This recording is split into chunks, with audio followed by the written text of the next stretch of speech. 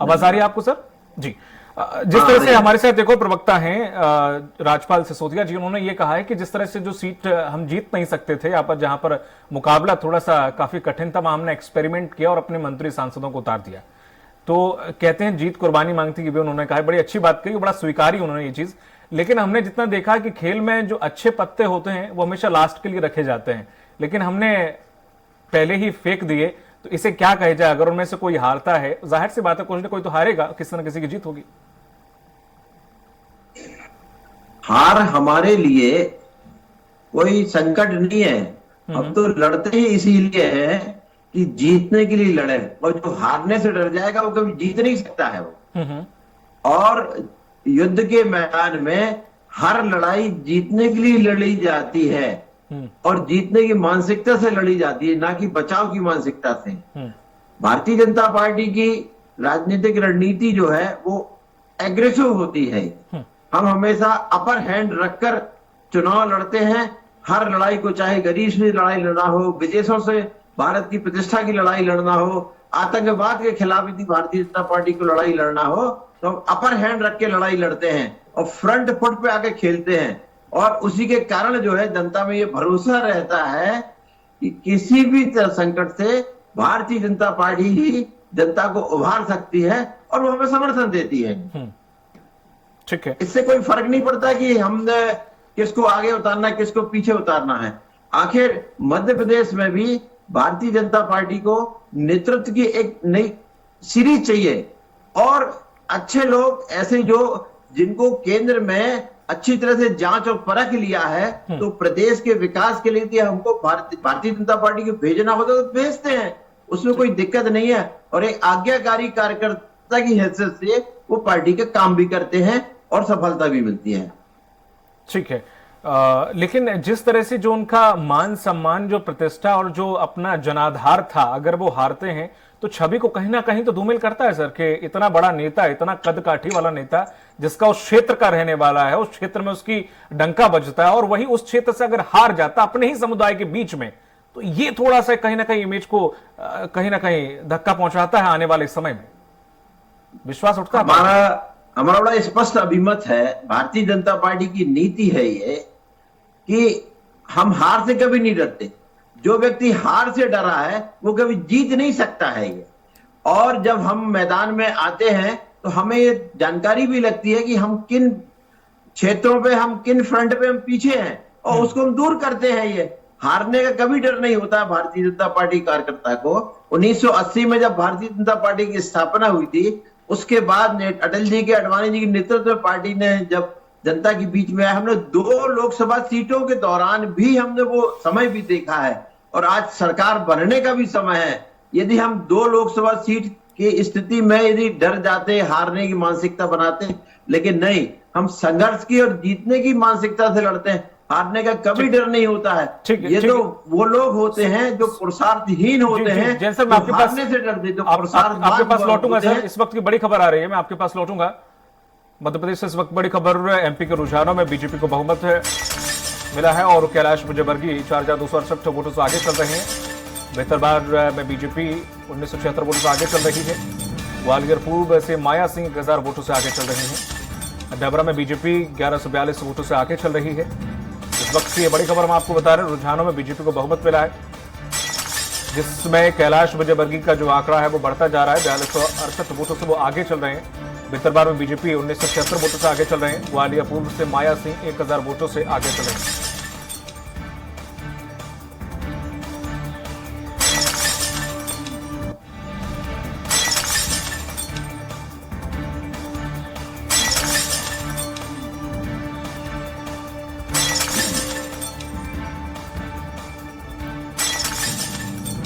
और लगातार हम बने हुए हैं। काफी देर से मैं विवेक जी आपको ऑब्जर्व कर रहा था, मोबाइल देख रहे थे, या मोबाइल में कुछ आंकड़े शायद सोच रहे हो कि कुछ बढ़त घटत हुई होगी।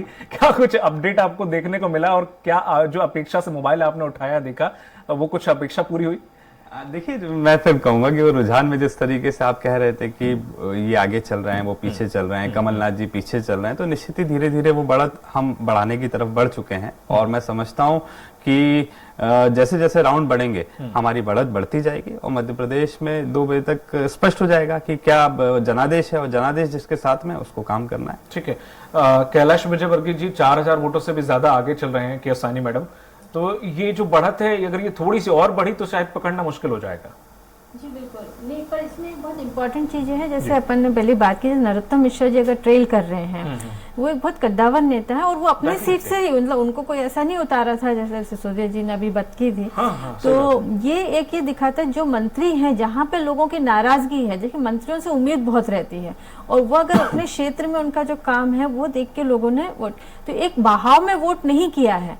तो आप जितने बड़े बड़े नेता अपन ने जैसे इसमें दिखाया है अभी, जब वो सही निकलता है रुझान अगर, तो ये है कि डिस्पाइट ये मतलब बीजेपी का एक वेव जैसा दिख रहा है, उसके बावजूद बड़े बड़े नेता हार रहे हैं। हमेशा वेव में क्या होता है, सब लोग निकल जाते हैं, लेकिन यहाँ पे ऐसा नहीं दिख रहा है, यहाँ पे वेव में बड़े नेता हार रहे हैं। तो ये भी एक बहुत बड़ा संदेश है जनता का कि जहाँ पे लोग, जहाँ पे काम नहीं होगा और वो पर्टिकुलर जो लोग काम जिनसे उम्मीद थी काम नहीं करेंगे, वहां पे उनने वो अपना दिखाया है कि मतलब हम हरा सकते हैं उनको। जी सिसोदिया जी, जिस तरह से सीएम शिवराज सिंह चौहान ने कहा था कि जो महिलाएं गेम चेंजर साबित होंगी, वो लगभग अब वही सच हो रहा है कि जो नए वोटर थे जो इस बार आए थे, जो पहली बार वोट कर रहे थे या फिर जो युवा थे, और जो महिला वोटर जिस बार जो वोटिंग परसेंट भी बढ़ा, ये हम लोग लगातार चर्चा भी कर रहे थे कि वोटिंग परसेंट बढ़ा है तो कहीं ना कहीं सत्ता पक्ष को फायदा मिलता रहा है, इतिहास ऐसा कहा है, कह रहा है, और लगभग वही हकीकत थोड़ा सा तब्दील होता जा रहा है। देखिए, समाज के सभी वर्गों के लिए वेलफेयर स्कीम्स भी भारतीय जनता पार्टी ने अपने अंत्योदय के सब सिद्धांत के तहत करने का काम किया है। अंतिम पंक्ति में बैठे व्यक्ति तक शासन की योजना के माध्यम से उसका जीवन स्तर ऊंचा उठ सके, मुख्य धारा में वो आ सके, ये हमने प्रयास करा। जिन जिन वर्गों के लिए किया, उन सब लोगों ने भारतीय जनता पार्टी को आशीर्वाद देने का काम किया। एक बात, दूसरी बात, फिर जो सार्वजनिक हित के विकास कार्य है, इंफ्रास्ट्रक्चर के हो सकते हैं, सिंचाई साधनों के हो सकते हैं, सड़कों के हो सकते हैं, अस्पताल के हो सकते हैं, मेडिकल कॉलेज के हो सकते हैं, तमाम तरह के, वो सभी लोग उसका सामान्यतः उपयोग करते हैं। और जब सभी लोग उसका उपयोग करते हैं तो फिर उन लोगों ने भी उसको भी अप्रिशिएट करने का काम किया। इसके साथ साथ में बहुत बेहतर रणनीति के तहत भारतीय जनता पार्टी ने अपनी बात को जनता के बीच में ले जाने का विनम्रता से प्रयास किया कि हमने किया है और हम लोग आगे करना चाहते हैं। हमारी नीयत पे विश्वास किया लोगों ने, हमारी नीतियों पे भरोसा किया। जैसा कि हमने नारा दिया था, संकल्प हमारा जो आया था संकल्प पत्र, उसके साथ हमने ये बात कही थी कि मोदी जी की गारंटी और भाजपा का भरोसा।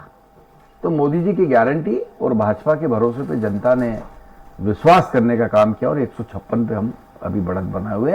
मैंने फिर कहूंगा, मैं अपनी बात को रिपीट करूंगा जो 9:30 बजे मैंने बात बोली थी स्टार्टिंग में, कि 2003 में हमारा 172 सीट का रिकॉर्ड था।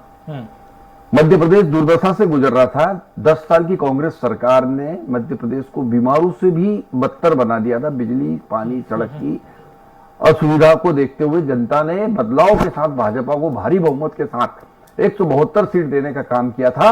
वह कांग्रेस के खिलाफ था और ये भाजपा की नीतियों से प्रभावित होकर जनता 172 का रिकॉर्ड आज टूटेगा, देखना। हम फिर शाम को बात करेंगे। 172 से अधिक सीट पर आज भारतीय जनता पार्टी जीतेगी।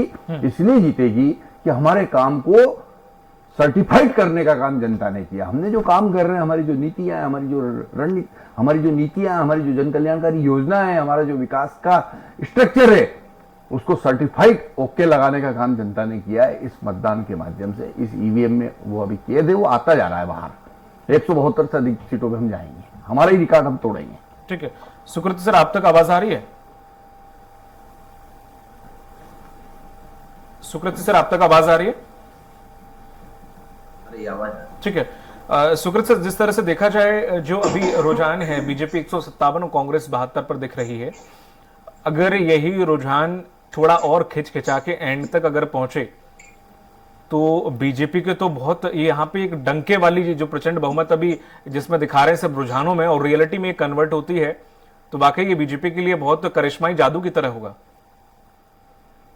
क्या है वास्तव में कि मध्य प्रदेश का मतदाता चाहे गरीब हो, व्यापारी हो, छात्र हो, युवा, महिलाएं, सभी हैं। सभी बेहतर भविष्य की ओर उम्मीद करते हैं और बेहतर भविष्य मध्य प्रदेश का केवल भारतीय जनता पार्टी में ही दिखता है। जहां तक प्रश्न उठता है कुछ कठिनाइयों का, तो कठिनाइयों से दूर किए जाने में भी सक्षमता और योग्यता केवल भारतीय जनता पार्टी में है। इसलिए किन्हीं कठिनाइयों के कारण कांग्रेस प्रसन्न हो जाती है कि साहब जनता परेशान हो रही है और वो ये उम्मीद लगा ली जनता हमें वोट देगी, जबकि वास्तविकता यह है कि परेशानियां तो जीवन से जुड़ा हुआ विषय है और उनसे उभारने में सक्षम कौन है? वो केवल भारतीय जनता पार्टी है। इसलिए आज 157 यदि आज आप डिस्प्ले कर रहे हैं, अभी 172 और 74 की भी बात की है, यदि उस आंकड़े तक भी पहुंच जाएंगे तो कहीं कोई आश्चर्यजनक बात नहीं है ये, क्योंकि पूरे प्रदेश में प्रत्येक वर्ग की मानसिकता लगभग एक जैसी है। ठीक सर। और इससे भारतीय जनता पार्टी भली भांति भी जानती है कि जनता को क्या चाहिए और हम उसको समय समय पर उसको डिलीवर करते हैं और आगे भविष्य की योजनाएं भी हमारी हैं जो जनता में भरोसा पैदा करती हैं। ठीक है सर। इसलिए 174 का आंकड़ा भी यदि हम पहुंच जाएंगे तो ये भाजपा के प्रति सकारात्मक रुख रहेगा जनता का, और साथ में मोदी जी का विश्वास आज भारत की प्रतिष्ठा विश्व में अमेरिका और रूस के बराबर 172 तक अगर पहुंच जाएगी तो हो सकता है कई पत्रकार भी संन्यास ले लें। रहेंगे मध्य प्रदेश भी नरेंद्र मोदी जी के नेतृत्व में। मैं आपके पास लौटूंगा सर। छिंदवाड़ा से जुड़ गए हमारे साथ सहयोगी सुदेश नागवंशी। सुदेश, लगातार कमलनाथ जी आगे चल रहे हैं, बीच में थोड़ा सा पीछे हो गए तो रुझानों में, क्या कुछ अपडेट? जी बिल्कुल दीपक, बताना चाहूंगा छिंदवाड़ा जिले में 7 सीटों में कांटे की टक्कर देखा जा रहा है, जिसमें 5 सीट जो है कांग्रेस आगे दिखाई जा रही है और 2 सीट जो अमरवाड़ा और चौरी जो भाजपा आगे बताई जा रही है, जो कि कमलनाथ अभी 4034 वोट से आगे चल रहे हैं। दूसरा राउंड हुआ है, अभी पहले राउंड में भी कमलनाथ जी आगे चल रहे थे, उसमें अभी दूसरा राउंड में भी 4034 वोट से आगे चल रहे हैं कमलनाथ। अभी तीसरा राउंड अभी जारी है, अभी पीछे नहीं हुए इस विषय में। कितने राउंड और होने सुदेश, कितने राउंड हैं तय किए? अभी टोटल 18 राउंड है, 18 राउंड में गिनती चाली है। और अमरवाड़ा की बात करें तो अमरवाड़ा में 26 राउंड है जो जारी है। अभी तीसरा राउंड हो चुका है, अभी तीसरा राउंड जारी है कुछ जगह। अमरवाड़ा में 2753 वोट से आगे चल रही मोनिका भट्टी जो बीजेपी की कैंडिडेट है। तो बीजेपी जिस तरह से छिंदवाड़ा के किले में सेंध लगाने की कोशिश कर रही थी, लगभग आपने कहा कि सभी सीटों पर 2 सीटों पर बीजेपी है, बाकी पर अभी कांग्रेस ही आगे चल रही है। तो ये कहा जा सकता है कि अगर रुझानों को लेकर चलें तो हो सकता है कि जो सेंध लगाने की मंशा थी वो पूरी नहीं हो पाए। नहीं, बिल्कुल नहीं हो पाई, क्योंकि 7 सीट पिछले 2018 की बात करें तो 7 सीटें कांग्रेस की आई हुई थी यहाँ से, जो कि और इस बार भी अभी ऐसा रुझान देखने जा रहा है कि जो मतगणना भी पेटी जो अभी दूसरा ही राउंड हुआ है जो कि इसमें 4034 वोट से कमलनाथ आगे चल रहे हैं। और पांडुर्ना जो नए जिला बना है तो पांडुर्ना में भी कांग्रेस के प्रत्याशी थे नीलेश उइके, वो भी 5051 वोट से आगे चल रहे हैं। ठीक है, जानकारी के लिए शुक्रिया आपका सुदेश। जिस तरह से देखा जाए केश सानी मैडम, जो कहा है ठीक है कि कुर्बानी हम दे रहे हैं और जीत का, ठीक है, एक्सपेरिमेंट इज गुड, लेकिन ठीक अच्छी बात है। लेकिन जब कोई ऐसा विधायक होता है जो 7 से 8 बार ये तो विधायक रहा हो या सांसद रहा हो, फिर उसके बाद जब वो हारता है तो अक्सर हमने देखा कि कैलाश जोशी ने भी फिर उससे चुनाव नहीं लड़ा था, ठीक है, सुरेंद्र सिंह पटवा जी ने भी नहीं लड़ा। तो कई बार ऐसा होता है कि उनकी प्रतिष्ठा पे बात आ जाती है, उसके बाद फिर वो नेता चुनाव लड़ना छोड़ देते हैं और कहते हैं हम आज से चुनाव नहीं लड़ेंगे। जी, जैसे नरेंद्र सिंह तोमर जी का जो आ रहा है ये बहुत ही आश्चर्यजनक है, क्योंकि वो वहां से एमपी रहे हैं, मतलब कॉन्स्टिट्यूएंसी जो लड़ रहे हैं वो जरूर कांग्रेस का रहा है या वहाँ पे कांग्रेस ज़्यादा पावरफुल रही है, लेकिन बीजेपी वहाँ पे नरेंद्र सिंह तोमर जी पूरे कॉन्स्टिट्यूएंसी के हैं, तो इसलिए उन लोग को उतारा ही था। जैसे कैलाश विजयवर्गीय जी, उनका पूरा जो पावर है, जो उनका अस्तित्व है, वो सिर्फ एक कॉन्स्टिट्यूएंसी में नहीं है, उस पूरे रीजन में है।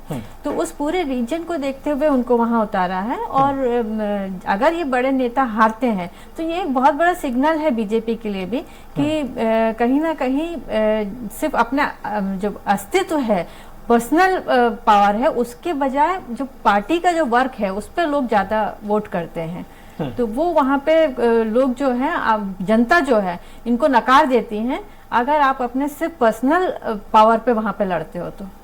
ठीक है, लेकिन और जैसे नरोत्तम मिश्रा का अगर बात करें तो इनका तो शायद हमने सोचा भी नहीं था या किसी और ने हाँ, भी नहीं सोचा नरोत्तम था। मिश्रा का तो कॉन्स्टिट्यूंसी और वो इतने बार वहां से जीत के आए हैं, उसके बावजूद वो वहां पे आ रहे हैं। और ये मतलब जब बीजेपी एक स्वीप कर रही है मध्य प्रदेश में, और अगर सिसोदिया जी की बात माने तो 172 तक जाने की उम्मीद कर रहे हैं, तो वहां पे अगर नरोत्तम मिश्रा हार जाते हैं तो ये तो एक बहुत बड़ा सिग्नल है बीजेपी के लिए कि किस तरह से बड़े नेता जो हैं अपने क्षेत्र में कहीं ना कहीं पिछड़ रहे हैं लोगों के नजर में, और वो वहां पे उनको अपना वोट नहीं दे रहे हैं।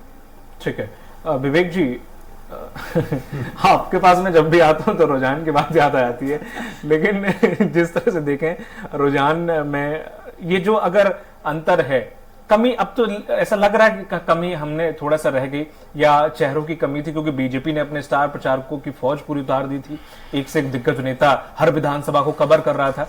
आपने शायद उतनी नहीं करवाई होंगी, और कमाल की बात यह है कि फिर भी आपके नेताओं ने, चाहे वो कमलनाथ जी हों, चाहे वो दिग्विजय सिंह जी हों, चाहे वो और नेता हों, अरुण यादव जी हों, तमाम जो नेता आपके रहे हैं, उन्होंने भी उतनी सभाएं नहीं की। यहां तक कि चाहे खड़गे जी भी हो, राहुल गांधी, जो जेपी नड्डा ने की, या फिर जो प्रधानमंत्री नरेंद्र मोदी ने की, जो शिवराज सिंह चौहान ने की, आपने हर जगह थोड़ी सी कोताही बरती, चाहे वो प्रचार में रही हो, चाहे वो सभाओं में रही हो, रैली में रही हो। आप इतने ओवर कॉन्फिडेंस में थे या शायद अभी भी हैं, तो ये कहीं ना कहीं ये नतीजा शायद उसका ही है क्या? नहीं, देखिए, निश्चित ही मुझसे पूर्व जो भाजपा के प्रवक्ता आदरणीय सिसोदिया जी हों, चाहे आदरणीय जैन साहब हो, दोनों ने बताया कि हमारी जो रणनीति थी वो मोदी जी के चेहरे पे चुनाव लड़ने की थी। भाजपा ने मध्य प्रदेश में मोदी जी के चेहरे पे चुनाव लड़ा। क्यों लड़ा? शिवराज जी से कहीं ना कहीं मध्य प्रदेश की जनता ऊब चुकी है, शिवराज जी का अपना रिपोर्ट कार्ड खराब है, तो इसलिए मोदी जी को लाना पड़ा। नरेंद्र मोदी जी ने इससे पूर्व में कर्नाटका में भी चुनाव लड़ा था। कहा था चुनाव प्रचार के आखिरी दिन कि बजरंगबली का नाम लेके ईवीएम की मशीन का बटन दबाइएगा और कांग्रेस को राज्य से बाहर कर दीजिएगा। वहां के परिणाम भी भाजपा ने देखे, यहाँ के परिणाम भी भाजपा देखेगी। निश्चित ही मध्य प्रदेश की जनता ने जिस तरीके से 19 साल आपने भाजपा सरकार ने जिस तरीके से मध्य प्रदेश की हर व्यवस्था को बदहाल करने का काम किया, हर वर्ग को परेशान करने का काम किया, तो उसका परिणाम तो भुगतना पड़ेगा ना। अभी रुझान है, अब छिंदवाड़ा में हम 5 सीटों पे आगे चल रहे, तो मैं कैसे कह दूं कि हम जीत गए? अभी तो रुझान है, परिणाम का इंतजार करेंगे, धैर्य के साथ करेंगे। 19 साल हमने जनता के बीच में काम किया है, 19 साल हमने हर वर्ग के बीच में जाके काम किया है। तो आज जो हमने देखा है, हमारा जो रिपोर्ट कार्ड है वो एग्जिट पोल और रुझानों से बहुत विपरीत आएगा, और हमें पूरा भरोसा है मध्य प्रदेश की जनता पे, हर वर्ग पे भरोसा है कि मध्य प्रदेश के हर वर्ग का हमें स्नेह और आशीर्वाद मिला है, और जनादेश का हम सम्मान करते हैं। जो भी जनादेश आएगा उसी के अनुरूप हम कार्य करेंगे। सरकार बनाने जा रहे हो मध्य प्रदेश में, निश्चित ही मैं समझता हूं मध्य प्रदेश की जनता ने 15 महीने का जो हमारा कार्यकाल रहा है, जो हमारे वचन रहे, मैं फिर कहना चाहता हूं, नरेंद्र सिंह तोमर जी ने अगर क्षेत्र में उनको संघर्ष करना पड़ रहा है तो ये उनका संघर्ष नहीं है, कृषि कानून जो काले बिल आए थे उसका संघर्ष है, अग्निवीर योजना की विफलता है। तो कहीं ना कहीं अगर नरोत्तम मिश्रा जी आज पिछड़ रहे हैं, तो पिछली बार भी बहुत कम अंतर से मैं समझता हूँ वो जीते थे। हाईकोर्ट में जो फैसला आया था उनके विपरीत था। सुप्रीम कोर्ट में अगर सुनवाई हो जाती तो मैं समझता हूँ आज से 1 साल पहले या 6 महीने पहले उनकी विधायकी शून्य हो जाती। तो आज कहीं ना कहीं जनता ने अपना आक्रोश, अपना जो गुस्सा था वो ईवीएम में दिखाया। तोमर के प्रति गुस्सा नहीं, वहां का समीकरण ने खेल बिगाड़ दिया। मेन मुद्दा गुस्सा का नहीं है, वहां पे इतने कैंडिडेट एक ही समाज से उतर गए, बाकी बीएसपी नहीं, मैं जितना समझता हूँ चंबल में वो अंचल जो है वहाँ कृषि प्रधान है, किसान बहुत ज्यादा है, वहाँ का युवा भर्ती की बहुत तैयारी करता है, चाहे वो आर्मी हो चाहे वो पुलिस हो। सर्वाधिक अगर कोई भर्ती में जाता है, सम्मिलित होता है, तो चंबल क्षेत्र का होता है। तो अग्निवीर योजना का भी मैं समझता हूँ तोमर पे उतरा, बाकी और इम्पैक्ट वो नगर निगम चुनाव में भी देखने को मिला, मुरैना में भी देखने को मिला, ग्वालियर में भी देखने को मिला। हाँ वही जी जी जी। तो कहीं ना कहीं मैं ये बताना चाह रहा हूँ कि स्ट्रेटेजिकल डिसीजन लेते हैं माननीय अमित शाह जी, माननीय मोदी जी, माननीय नड्डा जी, ये जब एक रणनीति बनाते हैं, वो रणनीति आप अपने सबकी समझ से बाहर रहती है। मैं आपको एक उदाहरण सही बताना चाह रहा हूँ, साई मैडम एक उदाहरण देना चाह रहा हूँ। सही बात है। पिछले दिनों भोपाल में रोकूंगा, थोड़ा सा अपडेट और अपने दर्शकों को दे दूं मैं। इस वक्त की बड़ी खबर आ रही है, मध्य प्रदेश में बीजेपी 156 सीटों पर आगे है, जिसमें बुधनी से सीएम शिवराज सिंह चौहान आगे चल रहे हैं और लगातार आगे ही थे वो, और छिंदवाड़ा से कमलनाथ भी अब आगे हो गए, लगातार आगे चल रहे हैं। इंदौर विधानसभा 4 से मालिनी गौड़ काफी वोटों से आगे हो गए हैं। तराना से कांग्रेस प्रत्याशी सिर्फ 63 वोटों से आगे चल रहे हैं। इस वक्त की बड़ी खबर में आपको बता रहे हैं कि बीजेपी 156 सीटों पर आगे है। बुधनी से सीएम शिवराज सिंह चौहान आगे चल रहे हैं और छिंदवाड़ा से कमलनाथ आगे हैं। मालिनी गौड़ 8689 वोटों से आगे चल रहे हैं।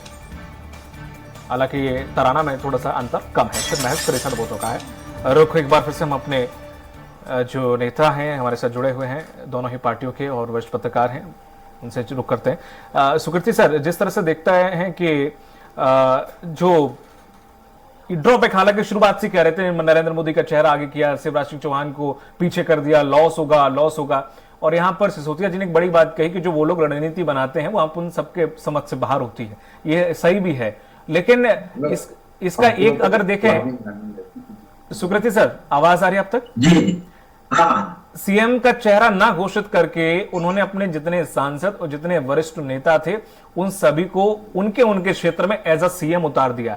ये एक रणनीति थी कि इसी तरह से काम करने की कोशिश थी क्या? नहीं, एक्चुअल में ये समझने की चीज है कि राज्य में जो परिणाम आता है तो राज्य सरकार की कार्य से आता है।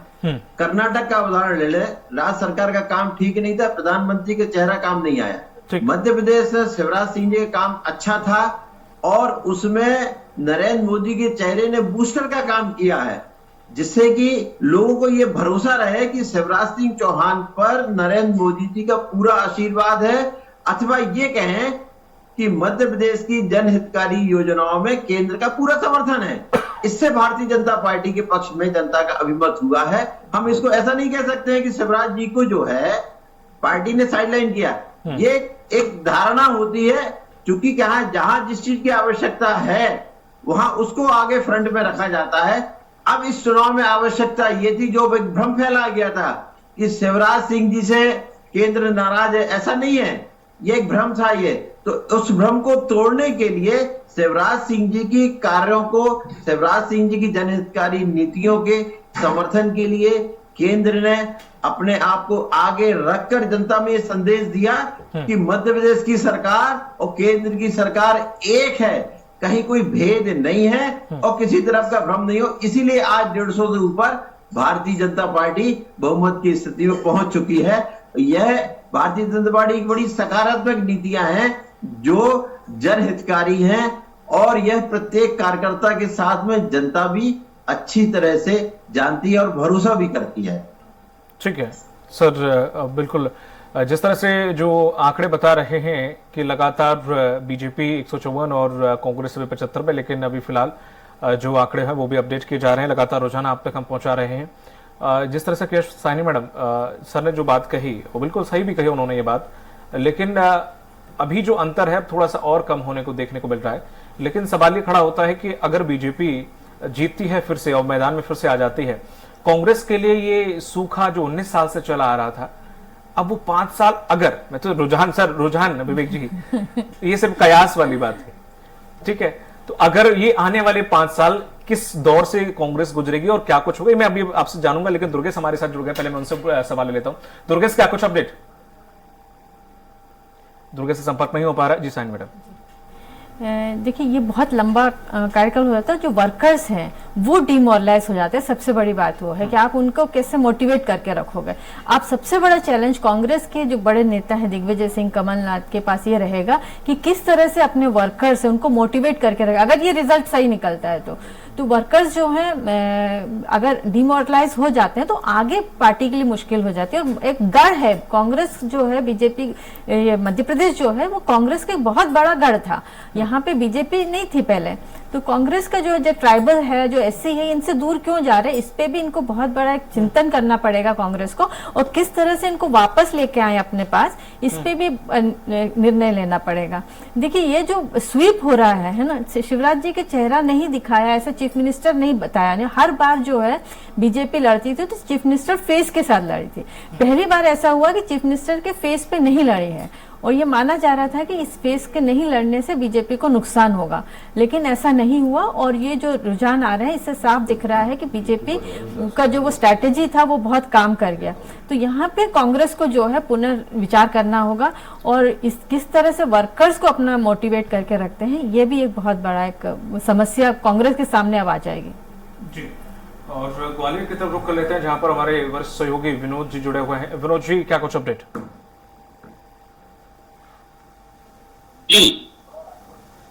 विनोद जी, क्या कुछ अपडेट?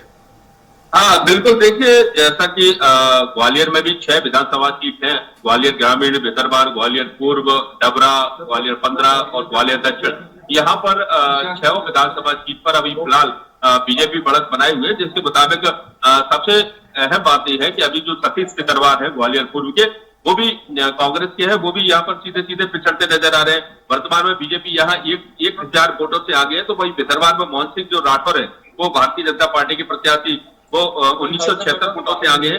इमरती देवी, जिनका शुरू से ये माना जा रहा था कि वो चुनाव में कमजोर नजर आ रही है, सुरेश राजे की मजबूत स्थिति है, लेकिन इमरती देवी भी यहाँ पर सीधे सीधे अभी 1142 वोटों से आगे है। इसके साथ साथ भारत सिंह कुशवाहा है ग्वालियर ग्रामीण से, वो भी यहाँ पर सीधे सीधे आगे नजर आ रहे हैं। तो अभी जो स्थिति बनी है कि ग्वालियर में 6 विधानसभा क्षेत्र हैं और इसमें 6 के 6 में बीजेपी आ गए। लाखन सिंह जो कि पूर्व मंत्री है, लगातार विधानसभा से जीतते चले आ रहे थे भितरवार से, वो भी यहाँ पीछे नजर आ रहे हैं। तो ये माना जा सकता है कि ग्वालियर में इस समय बीजेपी की काफी अच्छी स्थिति है और हो सकता है कि 1-2 सीटों पर कांग्रेस आने वाले समय में बढ़त बना ले, अभी चूंकि बहुत सारे राउंड बाकी हैं। ऐसे में हमारे साथ मौजूद है यहाँ पे सीनियर पत्रकार हैं और राजनीतिक विशेषज्ञ। अभी जो स्थिति आ रही है, लगातार बीजेपी आगे बढ़त बनाए, क्या मान के चल रहे हैं कि अभी कल आप बात कर रहे थे कि कांग्रेस अच्छी यहाँ पर बढ़त बनाएगी? देखिए हालांकि अभी बात की रुझान अपन ग्वालियर का देख रहे हैं, अगर क्षेत्रवार तो हम ग्वालियर में 8 राउंड के बाद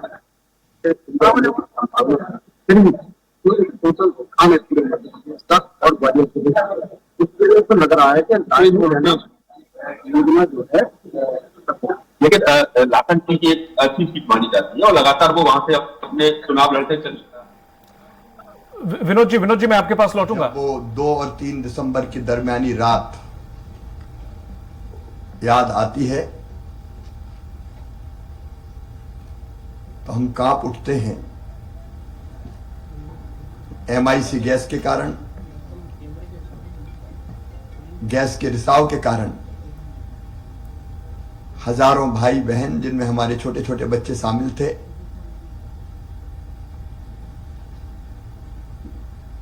उन्होंने अपनी जिंदगी खो दी, असमय काल के गाल में समा गए। भोपाल का वो दृश्य भूलता नहीं है जब सड़कों पर अपनी जान बचाने अपने बच्चों को लेकर भाई और बहन दौड़ रहे थे और वो भयानक दृश्य ऐसा है कि कई मवेशी भैंसें ऐसी थी जिनके पेट फट गए थे। दौड़ते दौड़ते कई लोग गिरे और हमेशा के लिए दुनिया छोड़ के चले गए। मैं उन सब भाई बहनों के चरणों में श्रद्धा के सुमन अर्पित करता हूं, लेकिन इस संकल्प के साथ कि फिर कोई शहर भोपाल ना बने। ऐसी गैस ट्रेजेडी फिर ना दोहराई जाए। हमें सबको सोचना पड़ेगा। केवल मध्य प्रदेश और देश की बात नहीं करता, दुनिया को भी, कि भौतिक प्रगति की अंधी चाह में हम प्रकृति के साथ ऐसा खिलवाड़ ना करें कि प्रकृति हमको ही निगल ले। और इसलिए विकास और पर्यावरण में हमको संतुलन स्थापित करना पड़ेगा। ये धरती सबके लिए है, मनुष्यों के साथ साथ कीट पतंगे, जीव जंतु, पशु पक्षियों के लिए भी है। तो सबके लिए धरती सुरक्षित बने और आने वाली पीढ़ियों के रहने के लायक भी बनी रहे। ऐसे सारे प्रयास न केवल हमको मध्य प्रदेश में बल्कि देश में और दुनिया में सबको करने पड़ेंगे। अभी दुबई में प्रधानमंत्री जी ने, श्रीमान नरेंद्र मोदी जी ने धरती को बचाने के लिए जो आवश्यक कदम उठाने हैं उनका जिक्र किया था। भारत उस रास्ते पर चलेगा। मध्य प्रदेश भी हर संभव प्रयत्न करेगा कि पर्यावरण के साथ छेड़छाड़ ना हो और आगे हम विकास को ऐसा संतुलित करें कि वो विकास हमारे लिए जानलेवा ना बने। मैं एक बार फिर गैस पीड़ित भाई और बहनों के जो नहीं रहे उनके चरणों में श्रद्धा के इस वक्त की बड़ी खबर छत्तीसगढ़ में बीजेपी 55 सीटों पर आगे। जी हां, इस वक्त की बड़ी खबर छत्तीसगढ़ से अंबिकापुर से टीएस सिंहदेव भी पीछे, साझा से कांग्रेस से रविंद्र चौबे भी पीछे चल रहे हैं। इस वक्त की बड़ी खबर बिलासपुर की 6 सीटों पर बीजेपी आगे। इस वक्त की बड़ी खबर हम आपको बता रहे हैं, छत्तीसगढ़ के जो रुझान कह रहे हैं वो बीजेपी के पक्ष में जा रहे हैं। 55 सीटों पर आगे चल रही है बीजेपी। अंबिकापुर सीट से टीएस सिंहदेव पीछे है, साझा से कांग्रेस से रविंद्र चौबे भी पीछे। बिलासपुर से 6 सीटों पर बीजेपी आगे। विधानसभा अध्यक्ष चरणदास महंत सहित 6 मंत्री पीछे चल रहे हैं।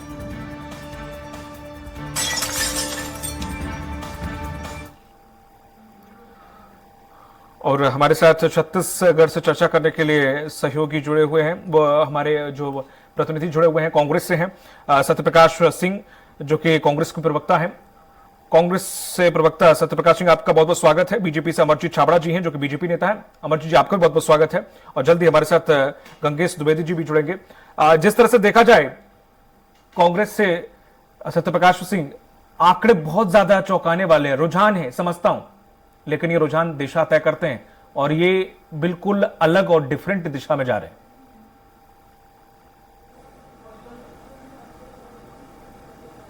जी देखिए, जैसे आपने खुद ने बोला ये रुझान है, और अभी ये मेरे ख्याल से दूसरा चरण जो राउंड है वो भी खत्म नहीं हुआ है, तो अभी पहले दूसरे राउंड में ही अभी ये तो दिखाई दे रहा है। अभी तो राउंड बहुत होने में 10, 12, 15, 20 राउंड भी कई क्षेत्रों में, तो इसलिए अभी पहले रुझान है। देखिए कई बार ऐसा हुआ है छत्तीसगढ़ में, ऐसा पिछले अगर इतिहास उठा कर देखिए 3-4 चुनाव में ऐसा हुआ है। एक बार तो बीजेपी ने पटाखे फोड़े 2018 में भी, तो वो चीजें होती है। छत्तीसगढ़ में थोड़ा सा शुरू में इस टाइप रुझान देता है, मगर वो 12-1 बजे तक जाते जाते जब तक कम से कम 7-8 रुझान नहीं हो जाए तब जाके पिक्चर सामने आएगी और ये महत्वपूर्ण बहुमत की सरकार कांग्रेस बनेगी। देखिए क्योंकि जनता ने भरोसा दिखाया है, जो काम हमने किया है उस पर दिखाया भरोसा, क्योंकि ये केंद्र सरकार भी इसके मानी है और यूपी सरकार योगी जी ने भी माना था। तो ये हमने जो काम किया वो दिखता है, जनता का भरोसा जो जगह था, भूपेश बघेल के ऊपर भरोसा दिखाया वो दिखेगा। बस ये प्रथम रुझान है, इसलिए इसको मैं ये नहीं बोलूंगा कि ये यही निर्णय है। निर्णय आपको 1-2 बजे तक सब की पिक्चर क्लियर हो जाएगी और हमारी सीटें बढ़ेंगी और हम पूर्ण बहुमत के साथ सरकार बनाएंगे। छत्तीसगढ़ में कांग्रेस सरकार वापस आएगी, भूपेश बघेल जी वापस आएंगे। नहीं, दिक्कत ये नहीं कि ये रुझान है, पर दिक्कत सर यहाँ पे है कि कांग्रेस ने रुझानों में भी बीजेपी को आगे नहीं सोचा था।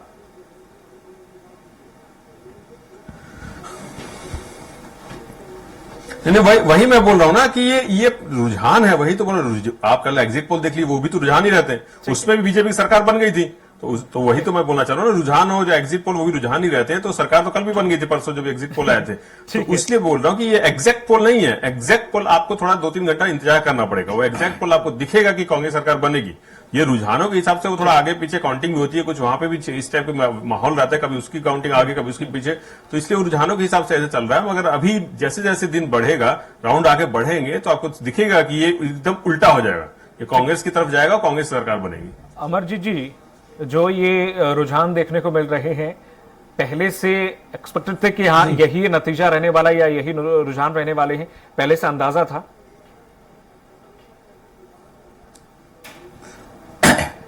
जी बिल्कुल ही, निश्चित ही पहले से हमको अंदाजा था, क्योंकि प्रदेश में जो 5 साल की सरकार रही, सिवाय इन्होंने बात करने और धोखा देने के और कुछ काम नहीं किया था। तो प्रदेश की जनता भली भांति समझ चुकी थी कि प्रदेश में जो कांग्रेस की सरकार है, चाहे 2000 से 2003 की बात करें, चाहे 2018 से लेकर 2023 की बात करें, इन्होंने सिवाय जनता को ठगने, भय, भ्रष्टाचार के सिवाय और कोई काम नहीं किया। तो अभी आप देखेंगे स्पष्ट रूप से जो कर्मचारी वर्ग है उन्होंने खुलकर भारतीय जनता पार्टी के पक्ष में मतदान किया। इनके सारे के सारे दिग्गज मंत्री सब पीछे चल रहे, खुद मुख्यमंत्री भूपेश बघेल जी भी लगातार 2 बार पीछे हो चुके हैं। तो ये अगर रुझान है तो निश्चित ही आने वाले समय में ये रिजल्ट में भी तब्दील होंगे। और आप देखेंगे कि मुझे तो लगता है कि आंकड़ा और बढ़ेगा। अभी तो हम 56 तक आए हैं, ये 32 तक है, ये धीरे धीरे 14 तक भी नहीं रहेंगे, आप देखेंगे उससे भी नीचे जाएंगे। कल तक ये 75 की बात करते थे, आज लेकिन ये बहुत तेजी से नीचे की ओर जा रहे हैं। और आप देखिएगा इनके सारे मंत्री भी लगभग हारेंगे और इस प्रदेश में फिर से जो भय, भ्रष्टाचार वाला जो माहौल था वो माहौल हटेगा, एक सुशासन का राज आएगा और मोदी की गारंटी पर इस प्रदेश की जनता ने विश्वास किया है। कर्मचारियों को जो छलने का काम किया था, अनियमित कर्मचारी जो लगातार इनके कार्यकाल में धरने पर बैठे रहे, जिन अनियमित कर्मचारियों को उन्होंने जूस पिलाकर उनके अनशन को तोड़वाया था, वही अनियमित कर्मचारी चुनाव। इस वक्त की एक बड़ी खबर आ रही है मध्य प्रदेश से ही, जहां पर एमपी बीजेपी में जश्न का माहौल। जी हां, एक दूसरे को बीजेपी दफ्तर में मिठाई खिलाई जा रही है। पार्टी के दिग्गज नेता बीजेपी कार्यालय पहुंचेंगे और सीएम शिवराज सिंह चौहान, केंद्रीय मंत्री ज्योतिरादित्य सिंधिया पहुंचेंगे बीजेपी दफ्तर। इस वक्त की बड़ी खबर, जश्न की तैयारी तेज। जैसे जैसे समय गुजर रहा है, बीजेपी की जश्न के माहौल की तैयारी तेज हो गई है। एमपी में रुझानों में बीजेपी को भारी बढ़त देखने को मिली है। राघवगढ़ में पिछड़े दिग्विजय सिंह के बेटे जयवर्धन सिंह। इस वक्त की बड़ी खबर, बीजेपी के सीता शरण शर्मा, माया सिंह फतेहपुर से आगे चल रहे हैं। सीएम शिवराज सिंह चौहान 14,000 वोटों से आगे हो गए हैं। लाल से गोविंद सिंह आगे चल रहे हैं। लगातार हम अपडेट आपको दे रहे हैं, जहां पर एमपी के रुझानों में बीजेपी को भारी बढ़त देखने को मिल रही है। राघवगढ़ से पीछे दिग्विजय सिंह के बेटे। और लगातार ग्वालियर से भी हम चर्चा कर रहे थे, हमारे सहयोगी लगातार बने हुए हैं विनोद शर्मा जी। विनोद जी, क्या कुछ अपडेट ग्वालियर में? हाँ बिल्कुल, देखिए यहाँ भी जो स्थिति बनी हुई है कि लगातार जो 6 विधानसभा सीट है उन पर बीजेपी बढ़त बनाए हुए है। इस समय हमारे पास मौजूद है वरिष्ठ पत्रकार है अर्पण राव। अर्पण जी, अभी जो वर्तमान में स्थिति है किस तरह से मार्केट चल रहा है, क्या देखें? देखिए, ग्वालियर हम देखें तो ग्वालियर की 6 विधानसभा इस समय बीजेपी लीड कर रही है और जब से वोटिंग परसेंट बढ़ा है और महिलाओं तक स्थिति बढ़ा है, तो सीधा सीधा इशारा है कि लाडली बहनों ने कहीं ना कहीं अच्छा बीजेपी को दिया नहीं।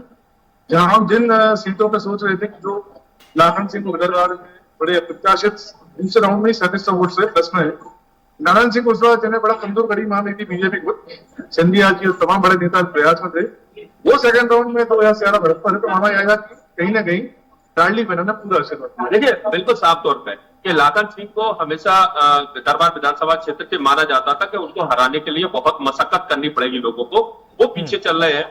प्रवीण पाठक जो कि कांग्रेस प्रत्याशी है, ये सुनिश्चित मान के चल रहे थे कि उनकी जीत होगी। नारायण सिंह कुशवाहा लगातार 5 सालों तक जनता के बीच में नहीं रहे, वो आगे चल रहे हैं बीजेपी के प्रत्याशी। इसके अलावा माया सिंह जो 5 सालों से जनता के बीच में नहीं थी, वो सतीश सिकरवार से आगे चल रही है। इमरती देवी, जिनके बारे में माना जा रहा था कि डबरा एकमात्र सीट ऐसी थी जहां पर लोग कह रहे थे कि कांग्रेस चुनाव जीतेगी, लेकिन अभी जो रुझान मिल रहे हैं उसमें डबरा से इमरती देवी आगे चल रही है।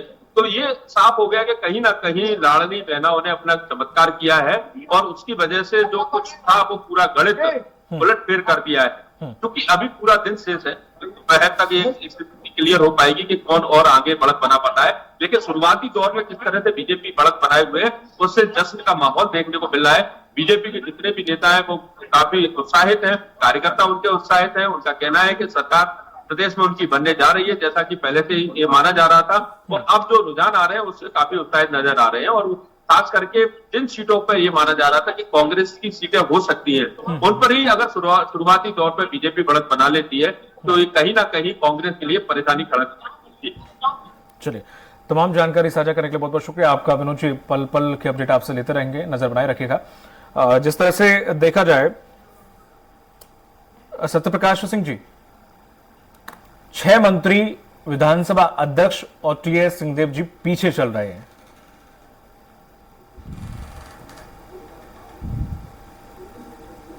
अब तक आवाज आ रही है सर? सत्यप्रकाश सिंह जी, आवाज ही नहीं आ रही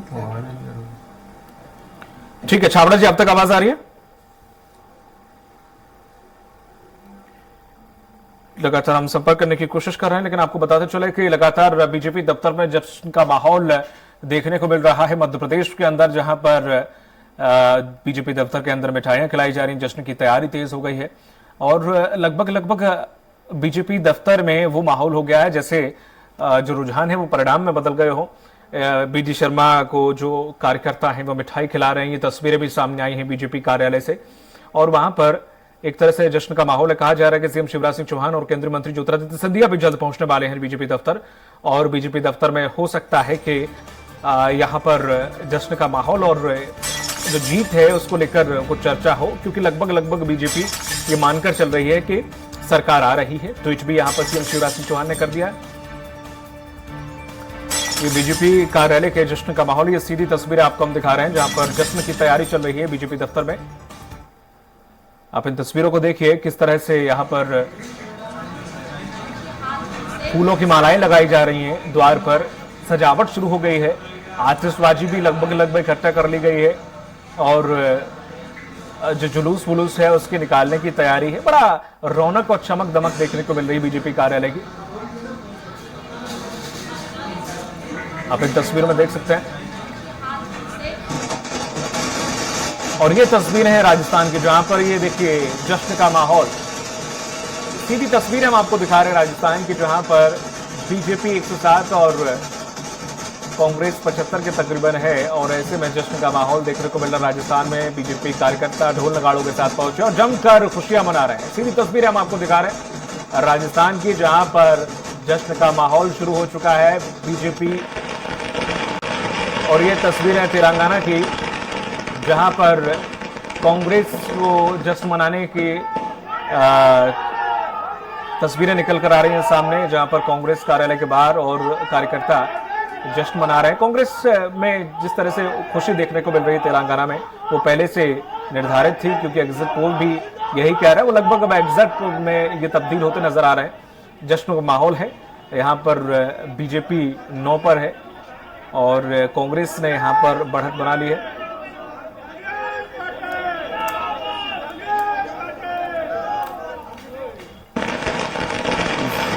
तस्वीरें हम आपको दिखा रहे हैं। सीधे इस पर चर्चा करने के लिए लगातार हमारे पैनलिस्ट हमारे साथ बने हुए हैं छत्तीसगढ़ से। सत्यप्रकाश जी हैं और अमरजीत छाबड़ा जी हैं। सत्यप्रकाश जी, जिस तरह से 6 मंत्री पीछे चल रहे हैं, खुद टीएस सिंह बाबा जी पीछे चल रहे हैं और विधानसभा अध्यक्ष भी पीछे चल रहे हैं, रुझान है, अभी आप यही कहेंगे कि रुझान है, बहुत राउंड होने बाकी हैं, 2 या 3 राउंड ही कंप्लीट हुए हैं। सवाल ये नहीं है, सवाल ये है कि ये ऐसे नाम है जो रुझानों में भी थोड़ा सा पीछे होते हैं तो अचंभव होता है। जैसे बाबा का नाम है, ये तो ऐसा लगता है कि सवाल ही नहीं उठता कि रुझानों में भी वो पीछे हो सकते हैं, लेकिन वो भी इस बार देखने को मिल रहा है।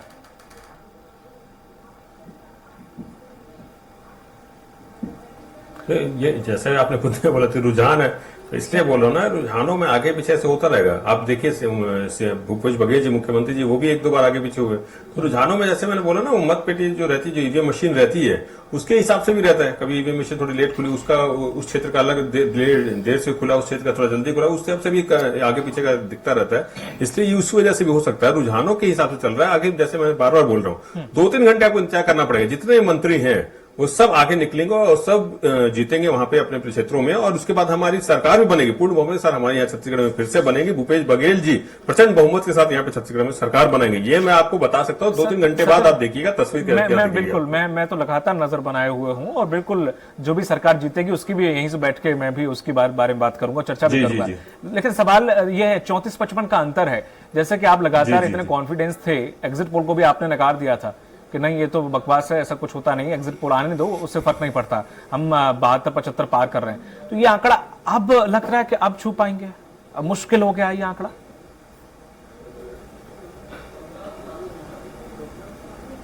नहीं, आंकड़ा मुश्किल क्यों हुआ है? पूर्ण बहुमत सरकार बनेगी। देखिए जैसे मैंने बोला, पिछली बार का, उससे 2-3 चुनाव का अगर आप देखें, एक बार तो ऐसा हो गया था कि ये 50 से ऊपर भी चले गए थे बीजेपी। पिछले चुनाव की अगर मैं बात करूं 2013 की, तो वो दिखता। और हमारी सरकार भी एक समय ऐसा आ गया था, हमारी सरकार 55 सीटें दिखा रही थी ये रुझानों में। तो उस हिसाब से चलता है ये। जैसे मैंने बोला, पिछले चुनाव का उदाहरण आप उठा के देख लीजिए तो ऐसा दिखता है। तो वो छत्तीसगढ़ में ऐसा चलता रहता रुझानों के हिसाब से। आपको मैं बार बार बोल रहा हूं कि थोड़ा सा इंतजार करना पड़ेगा।